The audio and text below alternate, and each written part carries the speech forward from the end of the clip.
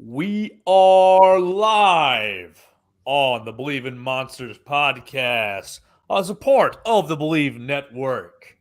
Another night, another week talking Chicago Bears football. Preseason week number 2.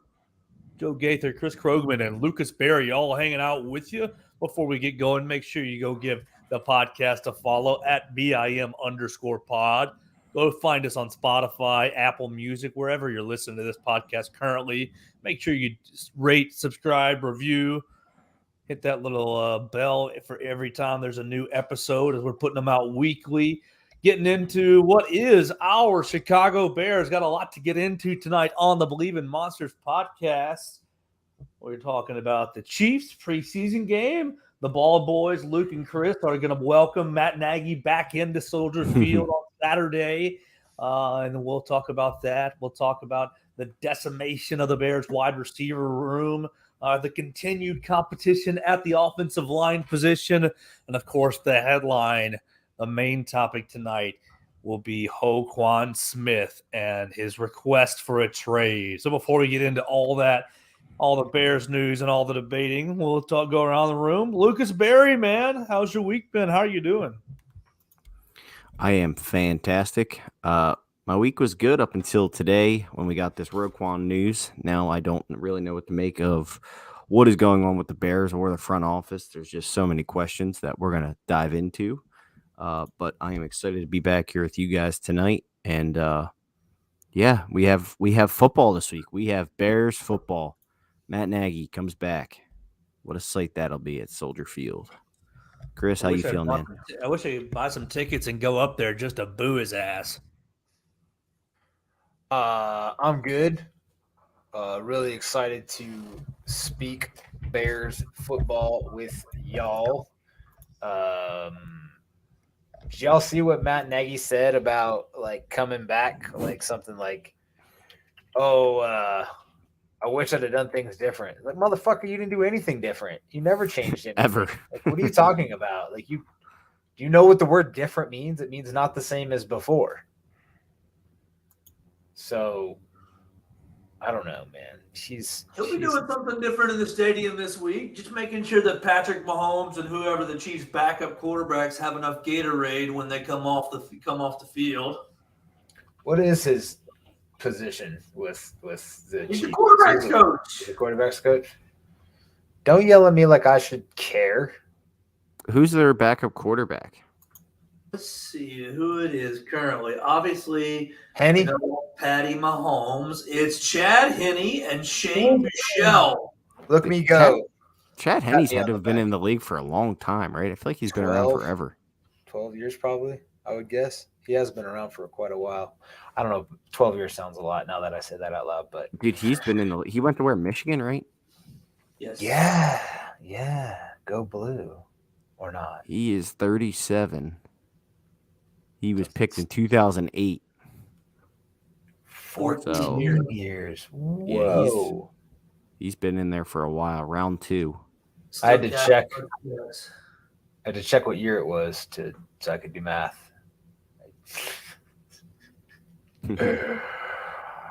Anyway, impressive. What do you want to start with tonight, Krogman? You're the Joe, how are you, man? No, man, how are you? You got some personal news to announce. Your other gigs getting big. Your cup of Joe is what everybody wants to drink in the morning. Sip you some Gator and get you some caffeine. Talk about the day's goings-ons and Edwin Diaz and Narcos. Yeah, I opened with that. That's that on Monday to kind of get after the Braves fans who listen to Tide 100.9. I don't even really think that they put 2 and 2 together, but that was fine. I'm on Tide 100.9. This is my 5th or 6th week now with the show. 11 a.m. to noon Central, so it's a cup of Joe, a little midday madness, and we got the show put on Apple and put on Spotify, and of course you can always listen on the free Tide 100.9 app. But really, just trying to break up the monotony of Alabama football. Nick Saban is the best. We do that pretty much all day long on my radio station, and I do definitely think that Coach Saban is the best coach in college football. But I try to cover other topics as well when they're relevant. Oh, Braves are relevant. I mean, they got the shit kicked out of them last weekend, but they are relevant. They did win a whole bunch of games against a bunch of sub 500 teams, so somehow that made them relevant. But this is a football podcast, and it's good to have you, Joe, a professional radio man, on this Believe in Monsters podcast. What do we want to start with? I guess we're just gonna have to start with Roquan Smith. We can get into position battles, offensive line, wide receiver injuries, things of that nature in a bit. Biggest news, like we said at the top of the show, Roquan Smith requested a trade. Ryan Poles had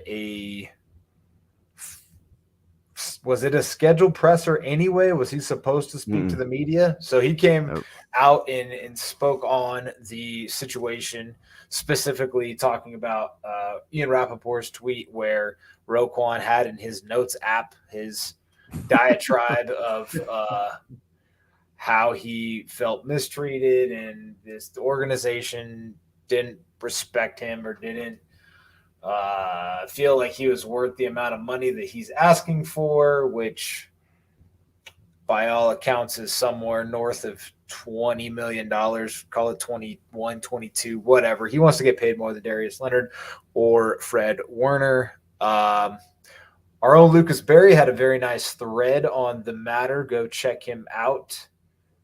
You need to put your Twitter name back in your handle because I'm terrible with this thing. L Berry _ 40 L40 _ Berry. Follow him. Just look up Lucas Berry on Twitter. He's the man. He's the only one there is.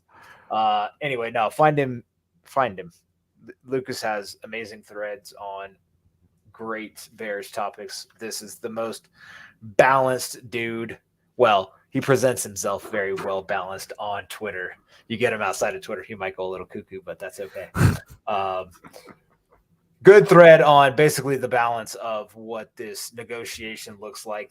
Ryan Poles' follow-up press conference basically sounded like he was a little surprised at Roquan's publicity of the situation. What did you guys think?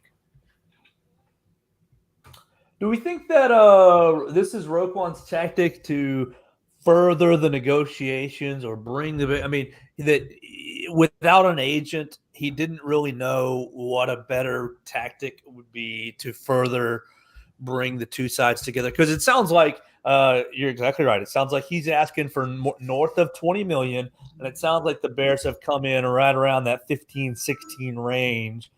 Correct me if I'm wrong, Lucas, but that's not totally true. It sounds like the Bears. Well, what I thought was interesting in Ryan Poles' presser is he said record-setting contract, right? And then Rappaport mentioned this morning that the actual salary of Roquan's contract wouldn't be record-setting, but the way he framed it made me think that there was a way for this contract to be the largest linebacker contract in NFL history. It sounds like the Bears backloaded the deal so that it would increase the average annual value, where they'll just give him an insane amount in his last year of the contract, which would bring whatever 4 or 5 years average amount over the Leonard deal. So he would average 20 to whatever. So technically, yes, the contract would actually make him probably the highest paid linebacker, but it sounds like that would all be backloaded money, and there was other stuff in there to kind of maneuver around, which I guess if you don't have an agent, that could come off as, oh, these guys are trying to screw me, when really I look at it as, you're not really as good as Darius Leonard, and you should have to earn some of the stuff that's in this deal. Do we think that he's not necessarily as good as Darius Leonard, or was Darius Leonard in a better situation? I think he's not as good as Darius Leonard. I mean, I just Fair enough. look at. I think you look at turnovers. I mean, if we're talking about linebackers, I honestly think, cornerbacks, sure, edge rushers, sure, pay them. Linebackers, I feel like you can find pretty good linebackers off the streets. I think Roquan's phenomenal. I think he's definitely top 10. I think he's probably top 5 linebacker in the league. But my big thing is takeaways. I mean, Darius Leonard has 28 over his 4 years in the NFL. That's just absurd. That's game-changing stuff. Roquan has 6. I mean, plain and simple, I just think you're paying Leonard to make plays like that. That's game-changing stuff. The one, I respect that that opinion, and I think you're right, Lucas. And I'm more or less just playing devil's advocate because somebody has to. But the 28 takeaways. One statistic I saw was Leonard has like 15 forced fumbles or something like that, and Roquan 14 has like 2. Yeah, so 1 I think it was actually. That puts 1. Okay, so that puts the remaining 28.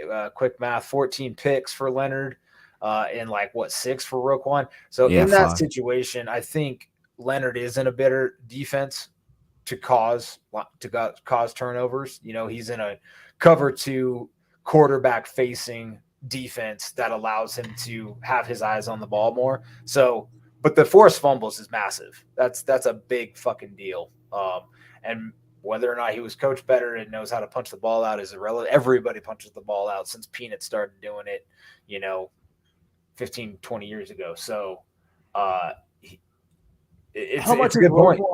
Projecting his production in the new Matt Eberflus system to kind of piggyback off Chris's point to say, oh, I'm about to be playing that Darius Leonard role.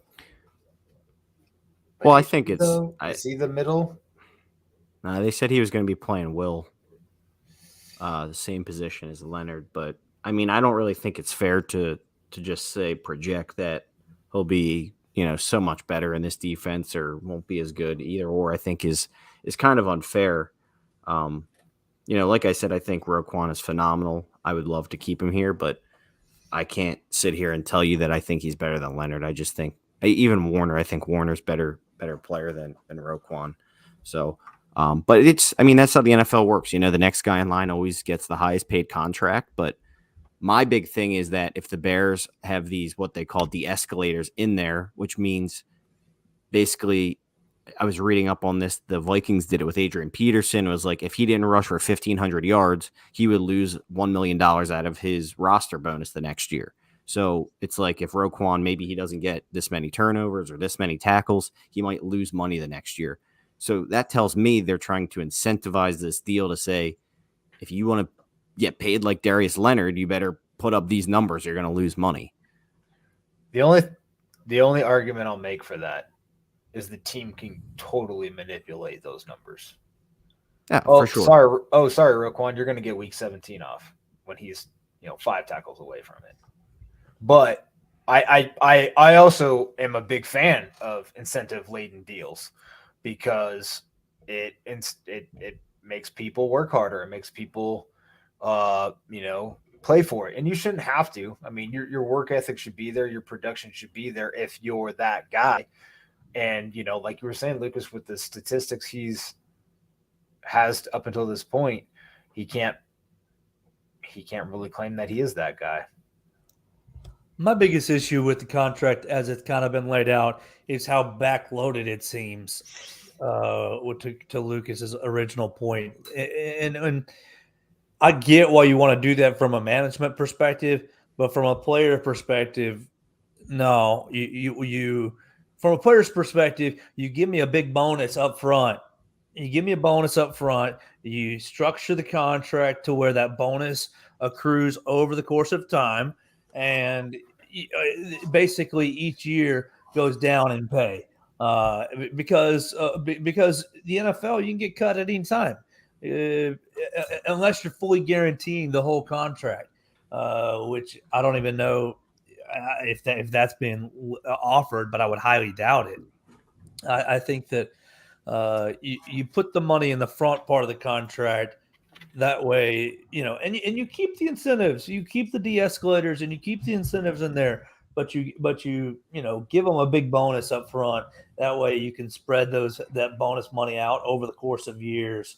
But we've seen we saw Ryan Pace do that, and it kind of put the Bears in the position that they're in at the moment, financially speaking.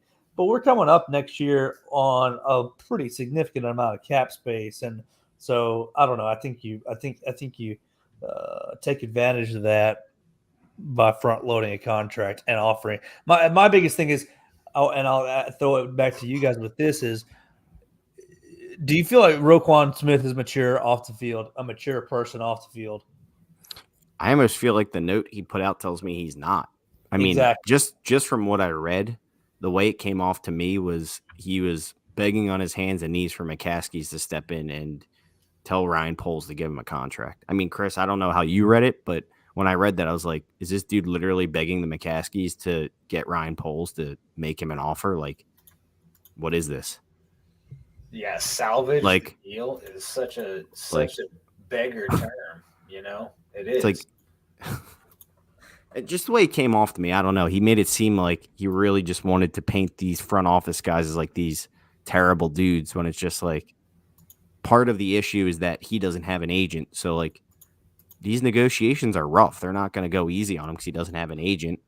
I mean, if you're sitting there at the negotiating table, they're going to tell you why you aren't worth X amount of money. And yeah, it might hurt your feelings, but generally these aren't conversations you're having with the owner. It's generally your agent, and you're just saying your agent's coming back to you and saying, hey, this is what their offer is. So I think there's been some feelings got hurt in there. But now that this came out, I mean, if I was Ryan Poles, I'd be pissed. Like, there's no reason for this to go public. It sounds like he's just kind of throwing a fit at this point. Yeah, like I said, I mean, Poles seemed kind of taken aback that he went public. I think he even said as much, and like flat out said that in the presser that, like, I don't know why Roquan felt the need to go public with this. I thought we were in a good spot. I thought that he would feel respected by this deal, but obviously he doesn't. And I'm disappointed in where we're at in the negotiations. So I don't know where I got these Leonard numbers, but like she's talking about like front loading or back loading the contract. So Leonard got 5 years, 98.25, 52.5 guaranteed. So essentially like 2 2/3 years guaranteed at the $19.65 million a year money. So I guess, like I'm comfortable around 17, 18 for Roquan with, 2 to 3 years guaranteed. But I mean, he shouldn't be the highest paid defensive player in the game. I mean, or highest paid linebacker in the game. And if you want to bump that up due to, like I talked about last week, the salary cap going up, then that's fine. But like that doesn't give Darius Leonard a raise. I mean, you're still not better just because the economy changed and the cap numbers went up and you're getting the same percentage of cap, but more dollars per year than a better player. And like you said, Lucas, it's unfortunate that you don't have an agent and somebody to kind of sugarcoat it for you or tell you, nah, baby, you're still good. You're so great. We're going to get you the deal. And on the back end, the agent's getting his ass kicked with, look, man, he's only caused 6 turnovers, 1 forced fumble. He's missed time with an STD. He's had accusations of, sexual misconduct, which weirdly went away, which we kind of talked about last week. I don't remember if that was off the air or not. But anyway. No, and then he had, I mean, the Abella Danger off the field thing, and nothing wrong with hang out with who you want to. But to me, it's like that making that making that public enough to be in social media strikes me as immature. Irresponsible. You're already playing a violent game, and you're putting your health at risk by keeping the company of, some looser people. Adult actresses, if it feels like, look at me, I'm just doing, and then you got he holds out in his first year over offset language up until basically the last day. He's a weird dude. Yes, that's what it all boils down to. He's just a weirdo, is what it seems like. He's got the flower picture out there, the big daisies, smiling like a goofball. I mean, like, look, it's fine. He's fast on the field. He's, people are saying like blue chip prospect and stuff like that. And you got to pay your talent, and it's like, yeah, that's all well and good. Assuming, and we had this, like, this is essentially my wide receiver argument. You don't see too many Super Bowl winning teams with a Hall of Fame linebacker at Hall of Fame middle linebacker. And even then, their Hall of Fame middle linebackers, top paid player middle linebackers, Ray Lewis, Urlacher when they went to the Super Bowl. Are we saying Roquan is on that level? Is that what he's saying? Yeah, I mean, like I said, I'm the flip side of this is that, depending, I really we don't know what polls actually offered. Hopefully he did give him a fair offer. I mean, if he's offering him $15 million a year or $14 million a year, yeah, okay, I would maybe be mad about that if I was Roquan. I mean, I could understand if he made up to $20 million a year, but I guess my overlying point is that you're going to be paying him top of the league linebacker money when he's really not going to be the top of the league performing linebacker. I mean, he's going to be very solid for your defense, but really, I mean, they have to see what the breaking point is for him, what his cutoff is and what the most polls will offer him is. And if they're not going to meet, you got to get rid of him and get something back for him. I mean, maybe he offered Riley Reed.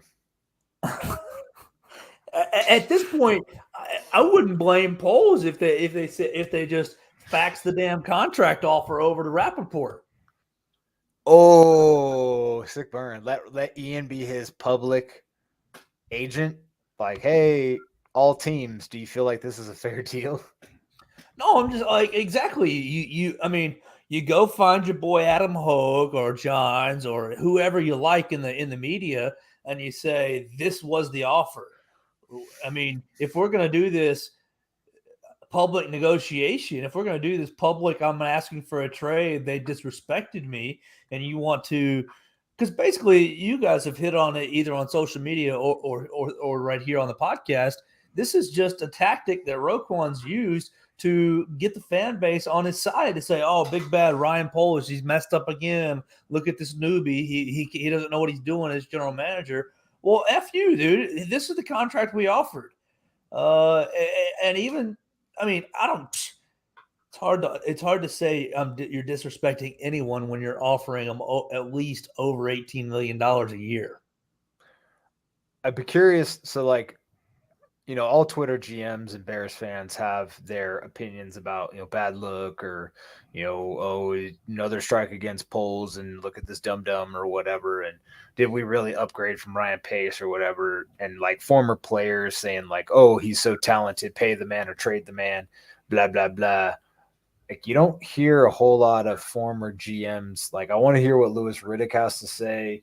I want to hear what Daniel Jeremiah has to say. I haven't seen anything from those guys. If you guys have, please let me know. But it's all players union people or stupid Bears Twitter fans that are just like crying about it. They're the last people I want to hear. I mean, there's a lot of level heads on Bears Twitter. Don't get me wrong, but there's also just a lot of instant reaction. Like, it's one way or the other. Like, yeah, don't offer him shit, or Roquan's, Jesus in a middle linebacker for the Chicago Bears, pay him $50 million. Like, there's no in between with a lot of the reactionary Twitter guys. I mean, I was at the end of all this, I was a little bit shocked when Rapp went on Chicago radio and said that, Roquan could potentially fetch a first and more picks.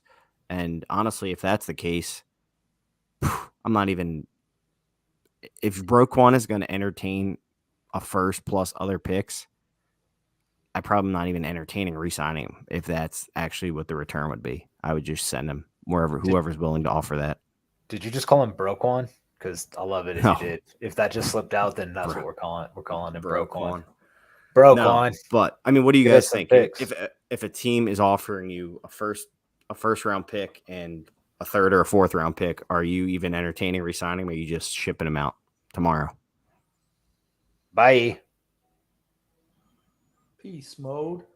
I mean, I do think there is a world though where I hope it doesn't happen, but if the Bears somehow didn't get a first round pick out of this and lost Roquan, I would be a little bit upset with Ryan Poles.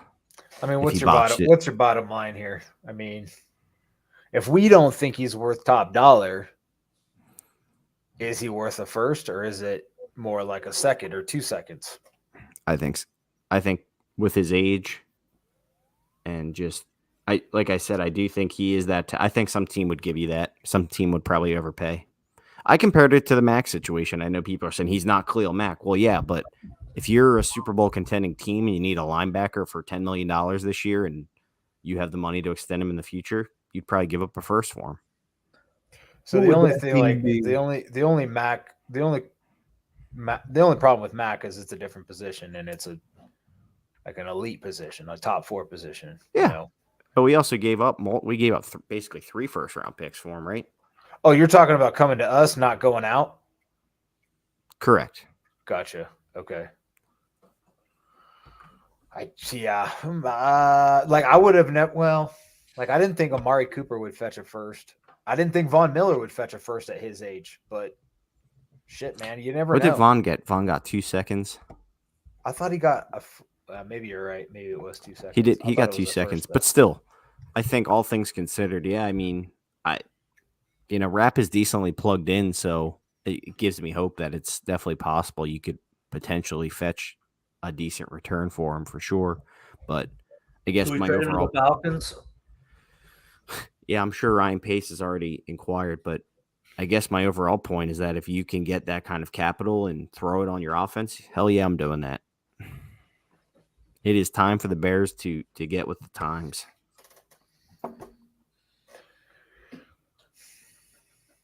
So by this time next week, is he still on the team? Are we having this conversation again, or are we reacting to a trade? I think they'll get a deal done. Ultimately, I think it plays out until the end of the preseason. Stare down. Yep. Roquan had fired one of the best agents in football to represent himself. The kid doesn't have his head on straight, in my opinion. I hope Paul spits in his eye then. I mean, that's probably not a good idea, but so let's talk about some of the things that people have brought up, kind of as a ripple effect to this. Like how Joe, I think I know Luke's take on this, but Luke, please jump in and let the folks know how you feel. What do you think this does to like a locker room of young talent or incoming free agents and how they view Ryan Poles and his willingness to either pass out contracts or extend homegrown talent, which is one of the first things he said in his presser was that that's important to him. So does this send that message, or is it sending a message of, old school Bears of being stingy bastards? I think it depends on what the offer really looks like, and which is why I'm not opposed to now making it public, because if you've got he said, she said, which is basically what we're at right now.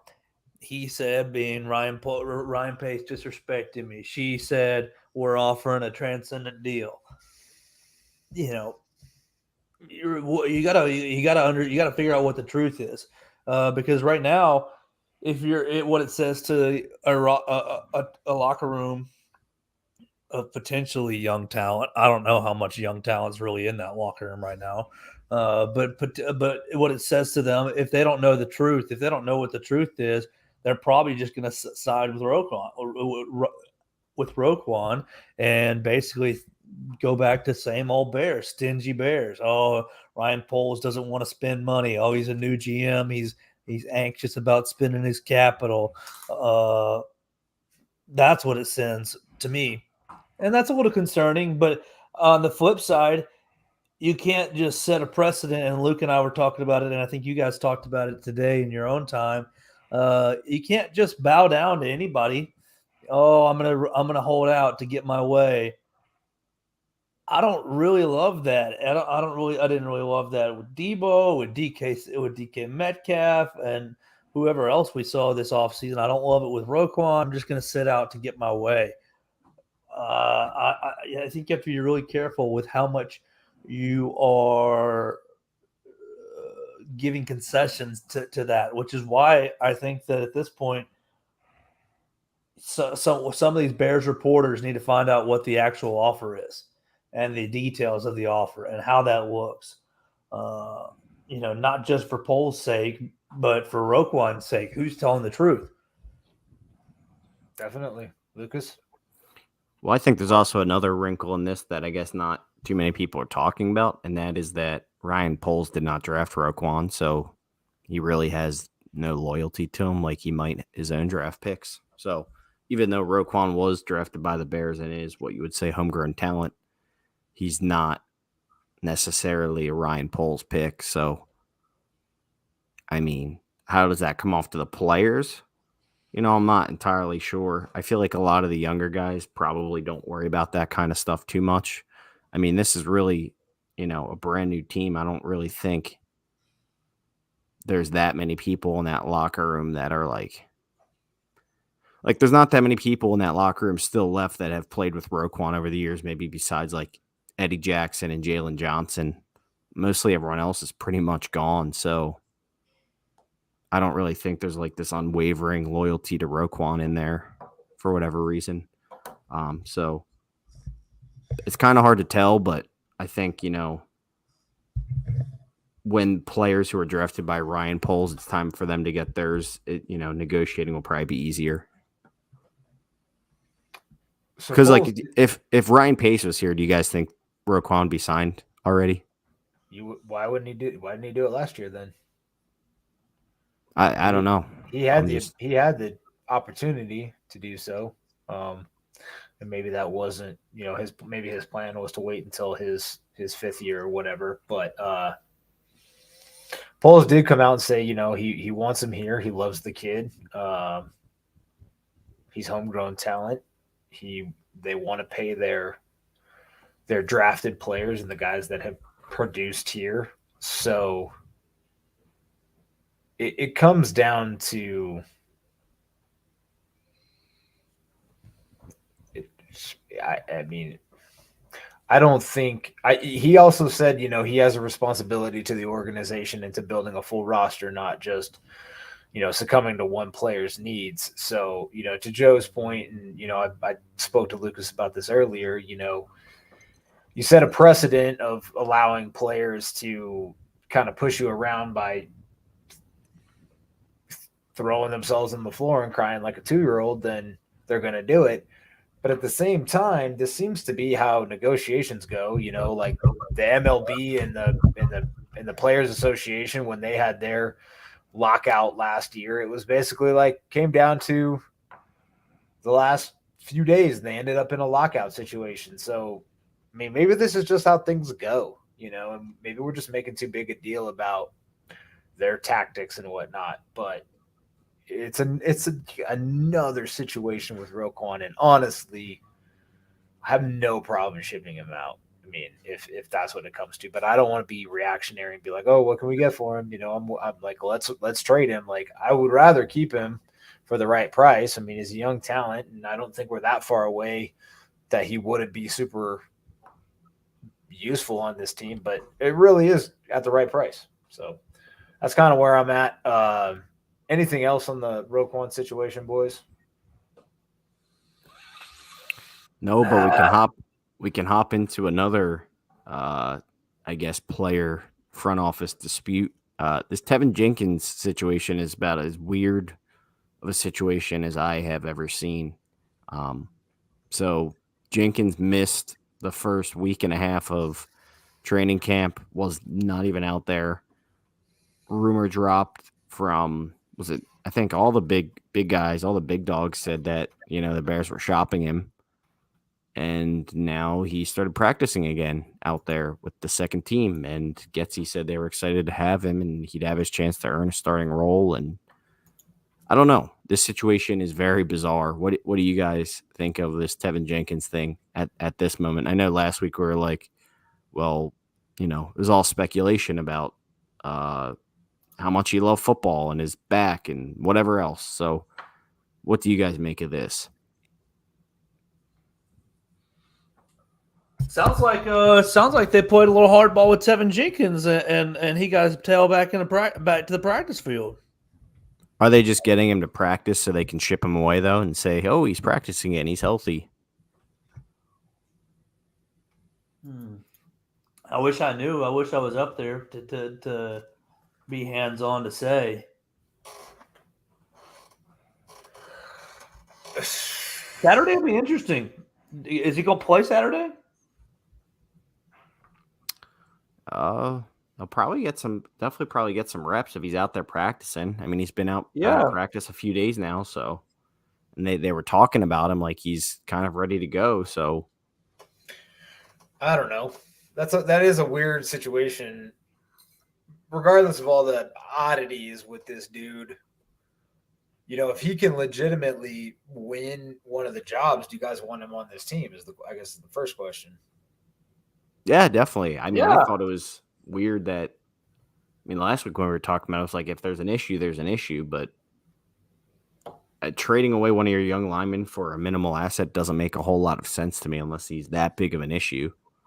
So, do you think there's more of an issue? Like, if it's an issue with his injuries and whatnot, and he's healthy, then that's one thing. But if it is an issue of his, desire to play football, then that's another story altogether. And obviously, the Bears wouldn't want that to get out. If any team kind of was like questioning his willingness to play football or his desire to play football, I don't think they'd want to trade for him.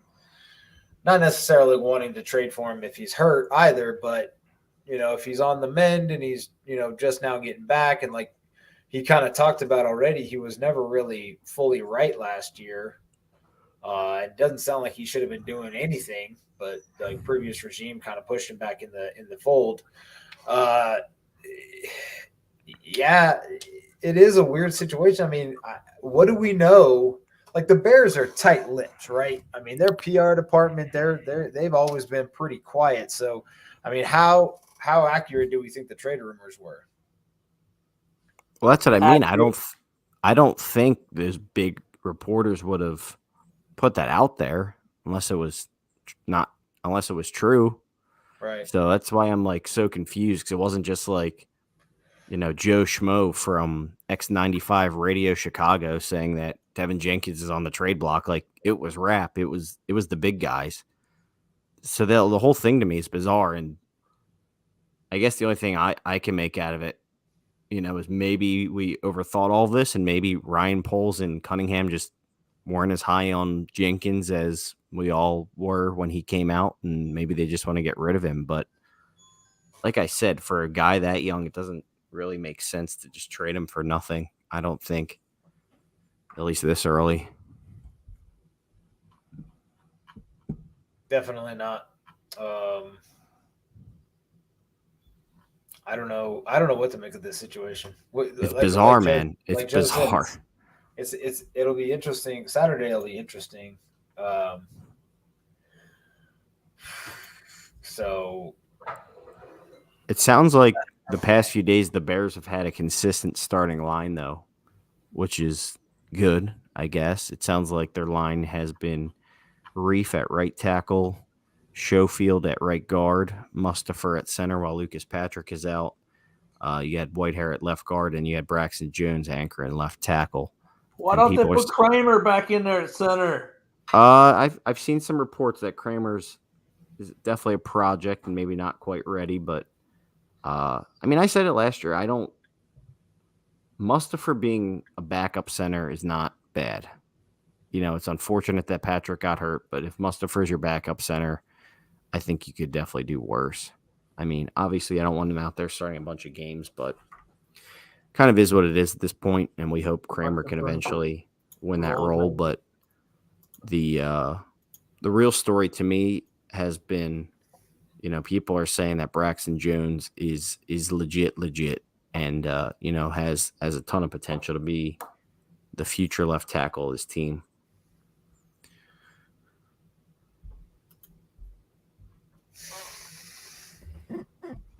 I think that's awesome. I hope Lucas Patrick comes back soon. Me too. And poops in Sam Mustipher's helmet. I don't think he'll be back. I think he'll be back for week 2. Of preseason or of the regular season? Of the regular season. Didn't he like break a finger? Yeah, his snapping thumb. Fucking pitcher. Jesus Christ. Did he have a blister? Come on, man. I have no idea. Get a mechanical thumb and just make it happen, guy. Let's go. Speaking of injuries, Krugman, do you want to run down the Bears' wide receiver injuries that they've suffered this week? I didn't even know half these guys were out until you said it. So N'Keal Harry has a high ankle sprain, apparently pretty serious. 2nd-degree high ankle sprain, which is bad. What did they say 6 to 8 weeks for that? Yeah. Byron Pringle has something. I can't remember what. I think a quad injury. Velus Jones had a quad injury as well, so maybe I can't remember. There's a lot of wide receivers on the mend. Yeah. Wait. Okay. So are we done with the O-line conversation? We're just going to talk starters because I did want to touch on Jenkins playing right guard a little bit. Do you guys think he has the? Oh yeah. Go back to it. To make the right guard position, and what do you think about his willingness to move around? And I don't know. To me, that kind of indicates. Plus, like that weirdo in the pool, that video talking about how he that guy that did the video from his pool talking about how Jenkins did that presser and basically blamed himself for everything or took all the responsibility upon himself. Yeah. That was different. So that was a radio host. I don't know. I don't remember. Yes, something Carmen. So him being able to or being willing to move around and try different positions, play wherever they want him to, indicates to me that he wants to be in Chicago. He wants to, move forward. And Lucas, I think you've talked about him potentially playing guard at some point because of his just stiffness or arm length. Yeah, I can't remember what your takes were on that. His arms are not. They're shorter. He got little T-Rex arms. They're just. They're still pretty long, but they're a bit shorter than you would want out of your tackle, and he has trouble with subduing pass rushers because of that. So kicking him to guard would give him some more help inside. But kind of to our point about the starters, I think, the fact that he missed all that time, I think the Bears kind of gave him a lot of time to show that he was ready to play. Now that they went out and signed Schofield and Whitehair, he's got basically 2 veterans at both guard spots that he's not beating out. And Riley Reif, unless he's just absolutely terrible, is probably going to be your starting right tackle. So to me, I think Jenkins has actually an uphill climb to even start on this roster at this point, just because I feel like they brought in these vets to come in here and play because he wasn't ready. So that doesn't hurt my feelings. Give him more time to marinate and develop on the bench. No, but to Chris's question, I don't think he's going to see a lot of reps at guard unless a few guys get hurt and they have to do some massive shuffling. Because from what I've seen so far, they had Bourne at left tackle with the second team and Jenkins at right tackle with the second team, and then the rookies filling both the guard spots. So maybe he's the first tackle or first lineman off the bench if someone gets hurt. I don't know. But even that might be Bourne's spot at this point. So let's circle back a couple of weeks, like 6-8 weeks ago, when we were all really concerned about the offensive line. Do we feel kind of good about where we are at the offensive line right now? Obviously, it's still fluid going into the regular season. It's still a couple of weeks until week number 1. But, given what we were feeling midsummer, we're feeling, a little better, pretty good. Better. Better for me. I think they went from a bad offensive line to a below average offensive line, but I at least think it'll help keep Justin upright way more than it would have before. So, yeah, I'm happy with it. All I really wanted all along was them to bring in a vet, and they brought in 2, so I can't complain. They at least now have some good depth, some decent options behind what they have. How you feeling, Chris? Yeah, I feel good. Schofield and Reef additions. Reef was brought in to potentially be the left tackle starter, and man, maybe Braxton Jones unseated him before he even settled into his spot. So that's very encouraging. And Schofield's been in this offense before, so he's going to help the O-line adapt. And he said it takes a while for everyone to get on the same page with this offense. So we might see some growing pains in the first 3 to 4 weeks, but then, once everybody gets it, they get it, and it's good. So hopefully he helps everybody transition to this offensive scheme and this line play. But yeah, I feel good. I think we're in a good spot.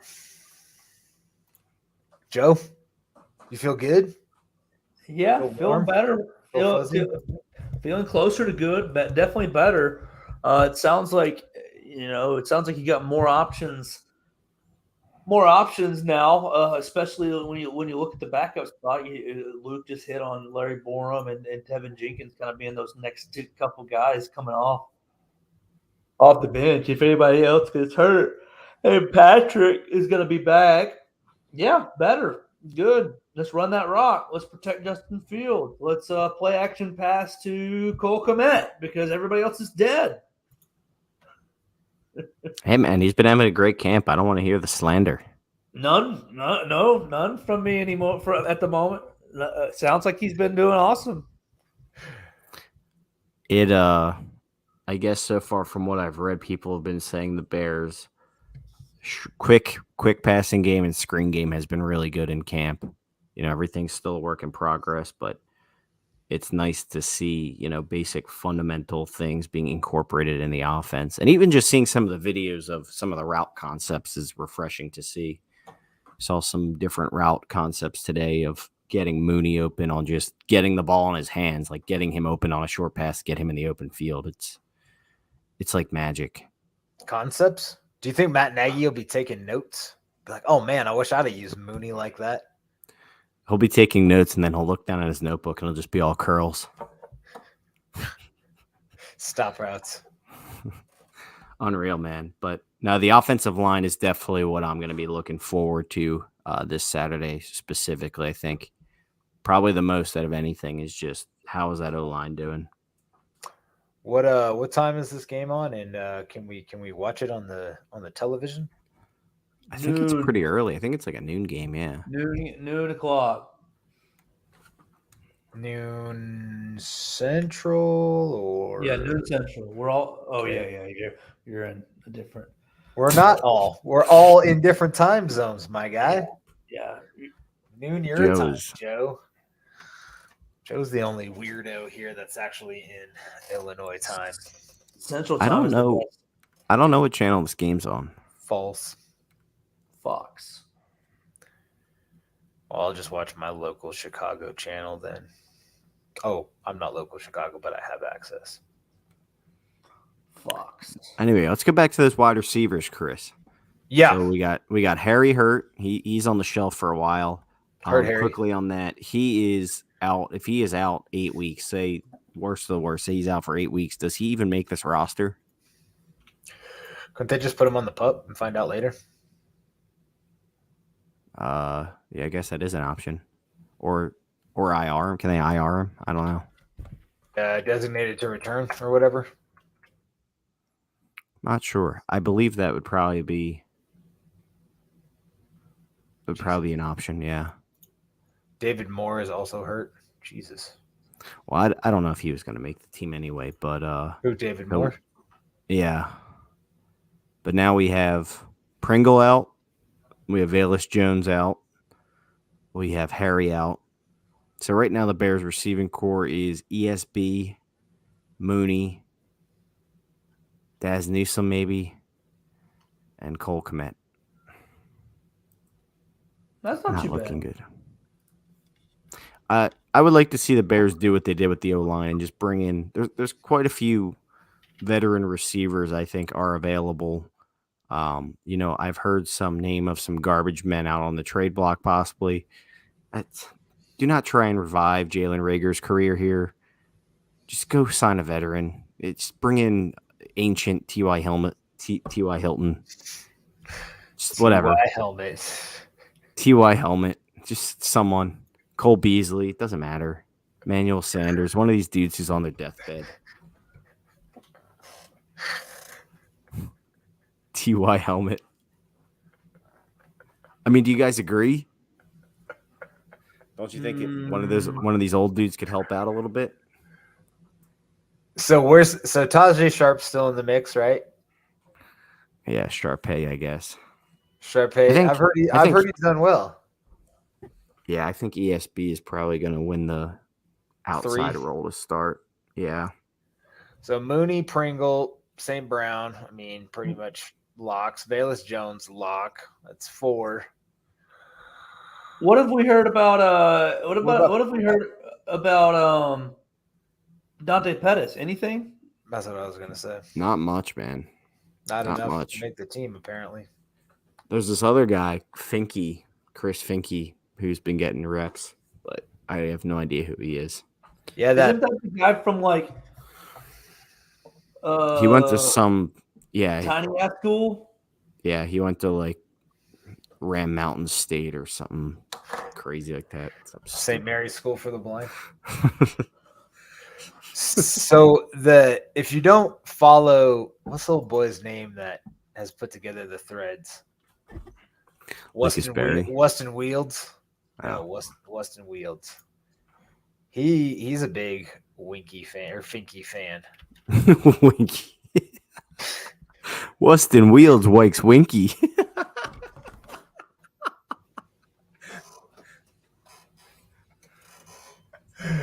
Oh my God, I'm dying. Where's this dude? Oh, why, man? Is Winky gonna make the roster there, Chris? It's the word. It's the word on the street from Weston Wields. Why can't I find this guy? There's no way Winky's making the roster. Dude. What's the punter's name? Because that's his other handle. Is something. He changed it. He did? God damn it, Weston. I'm trying to give you some props and some cred, bro.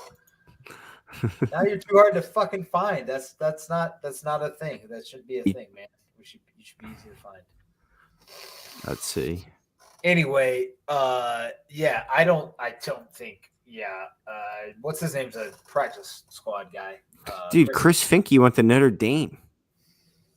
How do you not know him? He's a Golden Domer. He's 5'9", 186. Golden Domer. St. Brown went to Golden Domers too, but we don't talk about it.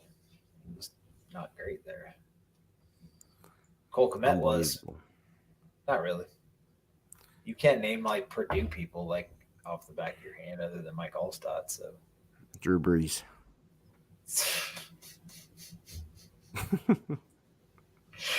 Okay. Simba Webster. He's another person.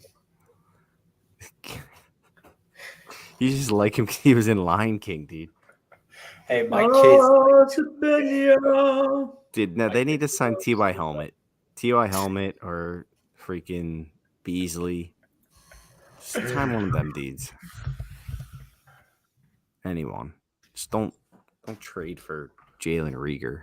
What about OBJ? He's got a busted ACL. Yeah, but apparently he played through it like all through that offseason or all through the second half of the year. I don't think he would play through it to join the Bears, dude. He played for it because he's on the Rams, a contender. Yeah, he's going for the Super Bowl. He's not going for the toilet bowl here. You know. Robinson. So, like, Emmanuel Sanders and Cole Beasley were on the Bills. Why are they coming? No, Will Fuller's the guy they need to sign.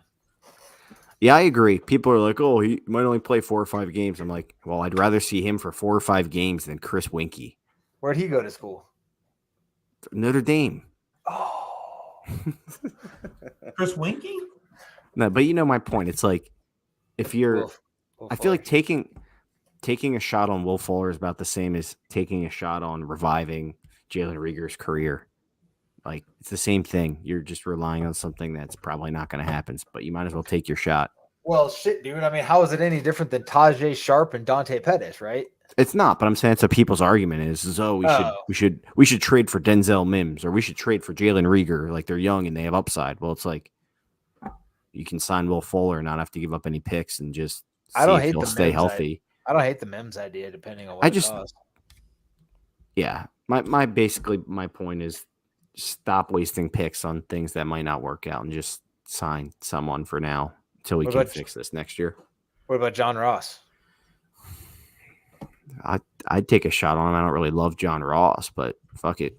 How do we even know what he is? You know, he's barely played. Yeah. I don't know. I've always liked Will Fuller a lot. I feel like Will Fuller is supremely talented when he's actually been on the field. So I agree. I love Will Fuller. He's got game, like you said, when he is on the field. He's got game for 3 weeks. well, How many weeks is Jamison Williams out, dude? He'll probably come in for the Lions in November. So what's that for? So more than 3 weeks. Yeah. Nothing more than 7 or 8, 6 or 7. So I'll make sure I understand what we're talking about. Will Fuller's an NFL talent. Hey, and maybe it gives you the 3 to 6 weeks you need for N'Keal Harry to come off the pup or whatever.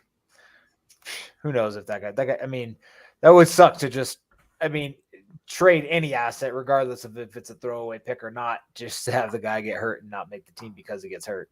So I think they'll probably pup or IL him. IL? IR. IR, same thing. It's still baseball season. Give me a break.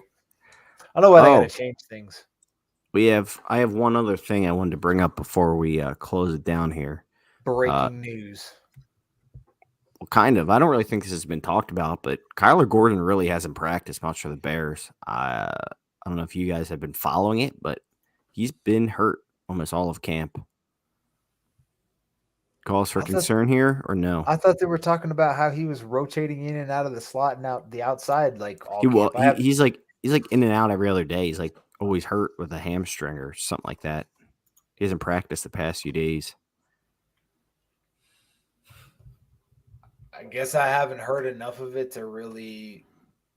That's what I mean. It hasn't been talked about. People are just like, yeah, he's not out here again, or hey, he's riding the bike.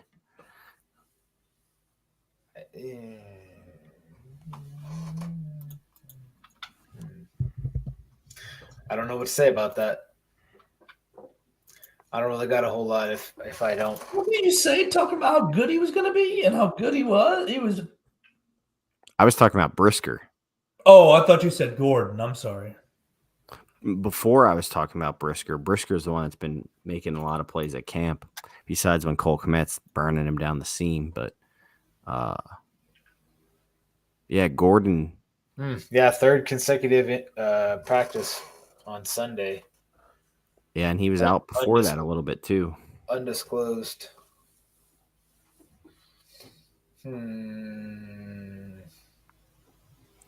Something to monitor because he definitely needs some of these preseason reps versus Chad Henne.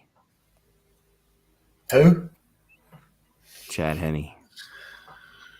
Chad Henne throwing to guys that are going to be selling insurance in a month. Y'all betting the Bears this weekend? No. I kind of stopped betting. It got frustrating. Got annoying. Sweet, so back. I'll still have one account open, but I closed multiple accounts. Bears are a 3.5 point favorite. Over unders at 35. 35 criminy. That's a fat over, dude, in a preseason game. Jeez. No, it's not, man. Overs are trash in the preseason. Didn't the Raiders game crush it, dude? Again, Versus the Jags. it was so uneventful that I don't know. 35's low, I think, especially because Fields is probably going to be playing for like the whole half.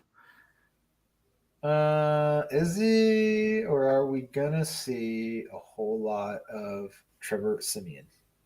Even then, man, Simeon, you don't want to fuck with him in the preseason. That's true.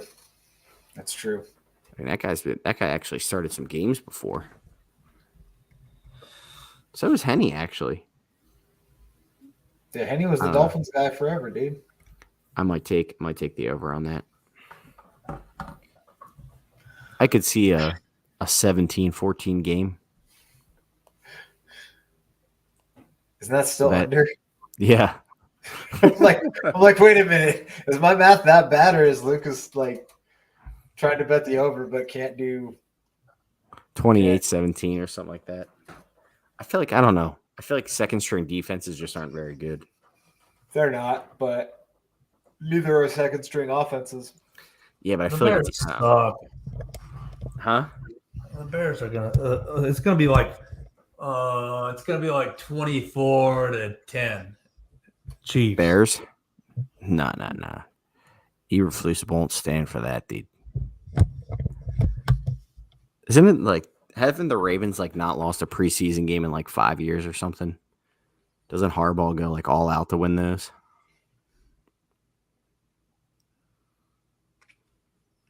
Yeah, Harbaugh's like got some 23-24 game winning streak. That's insane. Are you for real? Yeah, dude, he tries so hard. Crazy. He tries so hard in the preseason. Their winning streak is 20 in a row. Good God. I don't know about you, Lucas, but I'm ready for the song. Yeah, Joe, play it. I'm falling asleep over here. I'm tired. Bear down, Chicago Bears. Make every play clear the way to victory. Bear down, Chicago Bears. Put up a fight with the might so fearlessly. We'll never forget the way you thrill the nation with your T formation. Bear down, Chicago Bears. And don't forget while you're wearing the crown, you're the pride and joy of Illinois. Chicago Bears. Bear down, beat the Chiefs.